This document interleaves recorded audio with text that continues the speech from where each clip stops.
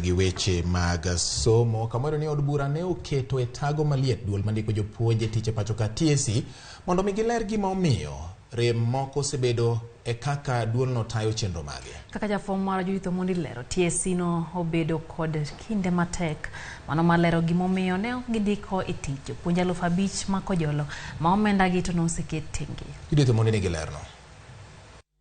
E nyim kamiti mar od bura marango chenro mag somo, dho jatatije duol mandiko jopuonje e pacho ka Nancy Macharia ne omoko. Something small. Ma banka ne penjo mar gima omiyo duol no ne okondiko jopuonj 5,000 ma kojolo, banka od bura ne osepuodho budget mane ichwalo mag ndiko jopuonj go. Money was provided in June, July. They were supposed to recruit about 5,000 teachers. And there's no recruitment up to date. Young men out there need jobs like no other.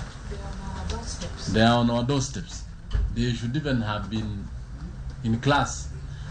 Man hours lost by students as a result of absence of these 5,000 teachers. If you can quantify them, it is a lot. And I think this time we invite the commission here so that the commission will tell us why they have not employed. We are not going to allow this to happen.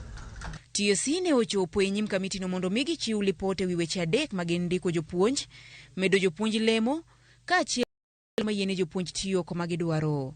Weche ne owuok mopogore opogore, kuma oting'o wach mar ni nitie jopuonj mane odhi e rutaya kapok omedgi lemo kaka chik dwaro. Ma jakom mar komiti ni ne okoni ne odwoko piny omenda mag rutaya ma winjo jopuonje go yudi, wach machielo mane otamo TSC dwoko. The 13,000 teachers that you've delayed to promote them.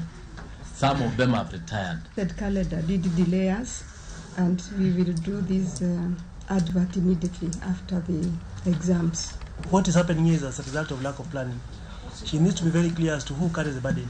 The many teachers who retired, not considered. I think somebody somewhere must carry the burden, and that is what I wish that she goes on record in this meeting telling us who will actually carry the burden.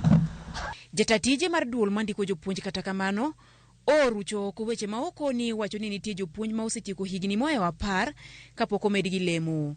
Ka bende depending on whether they ask for the transfers.